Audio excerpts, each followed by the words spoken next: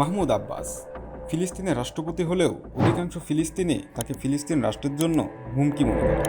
বেশিরভাগ ফিলিস্তিনি মনে করেন মাহমুদ আব্বাস ততদিন ক্ষমতায় থাকবেন যতদিন ইসরায়েল ও তার মিত্র আমেরিকা তাকে ক্ষমতায় রাখবে। কারণ আমেরিকা ও ইসরায়েলের ছত্রছায়ায় দীর্ঘ 18 বছর কোনো নির্বাচন না দিয়ে তিনি রাষ্ট্রপতির মসনদে বসে আছেন। 2005 সালে নির্বাচনের মাধ্যমে তিনি ক্ষমতায় আসেন। এরপর তাকে চিরস্থায়ী ক্ষমতার আশ্বাস দেওয়া হলে তিনি গোপনে ইসরায়েল ও আমেরিকার সাথে আপোষ ও আলোচনা করেন। ফলশ্রুতিতে 2006 সালের নির্বাচনে হামাস গাজা ও পশ্চিম তীরে বিপুল ভোটে জয়লাভ করার পরেও মাহমুদ আব্বাস হামাসের হাতে ক্ষমতা হস্তান্তর করতে অস্বীকৃতি জানায়। আর এর ফলে অবরুদ্ধ গাজার পূর্ণ নিয়ন্ত্রণ নিয়ে নেয় হামাস। আর পশ্চিম তীরের নিয়ন্ত্রণে বহাল থাকেন মাহমুদ আব্বাসের রাজনৈতিক দল ফাতাহ।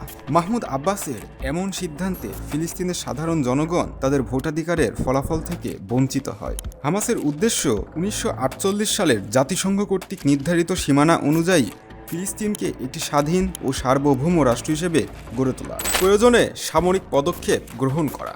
অপরদিকে মাহমুদ আব্বাসের রাজনৈতিক দল ফাতাহ এর উদ্দেশ্য ফিলিস্তিনের শাসন ক্ষমতায় টিকে থেকে কূটনৈতিক ও রাজনৈতিক প্রচেষ্টায় ফিলিস্তিনকে স্বাধীন করা। কিন্তু ফিলিস্তিনের সাধারণ জনগণ এতদিনে বুঝে গেছে কূটনৈতিক ও রাজনৈতিক প্রচেষ্টায় স্বাধীনতা অর্জন অসম্ভব। স্বাধীনতা আনতে হলে ফিলিস্তিনি জনগণকেও ইসরায়েলের মতো অস্ত্রের ভাষায় কথা বলতে হবে, যেটা হামাসের ফর্মুলা। অতীতে ফাতাহ সশস্ত্র সংগ্রামের মাধ্যমেই অধিকৃত ফিলিস্তিন ভূখণ্ড মুক্ত করার নীতিতে অবিচল থাকলেও 1993 সালে ইসরায়েলের সঙ্গে আসলো চুক্তি স্বাক্ষরের পর ফাতাহ এর তৎপরতা কেবল রাজনৈতিক সংগ্রামের মধ্যেই সীমাবদ্ধ হয়ে পড়ে। ফলে ফিলিস্তিন অথরিটির নেতৃত্বে থাকা ফাতাহ ও সেই দলের নেতা মাহমুদ আব্বাসের প্রতি ফিলিস্তিনের মানুষের কোনো সমর্থন নেই, কারণ তারা অযোগ্য, দুর্নীতিবাজ ও রাজনৈতিকভাবে আপোষকামী। সাম্প্রতিক যুদ্ধে ইসরায়েল যখন গাজায় হামলা চালিয়ে নিরীহ ও নিরস্ত মানুষকে হত্যা করেছে, তখনও কোনো কার্যকর পদক্ষেপ নেয়নি ফাতাহ, কেবল মুখে মুখেই যুদ্ধ ও হামলা বন্ধের আহ্বান জানিয়েছে। অন্যদিকে ইসরায়েলের হামলার জবাবে যা কিছু আছে তা নিয়েই পাল্টা প্রতিরোধ গড়ে তোলে হামাস।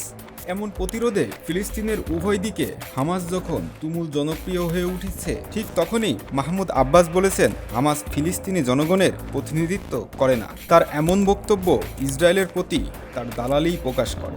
এখন প্রশ্ন হলো, ফিলিস্তিন কিভাবে ইসরায়েলের থেকে স্বাধীনতা অর্জন করবে যখন ফিলিস্তিনের প্রেসিডেন্ট নিজেই ইসরায়েলের অনুগত?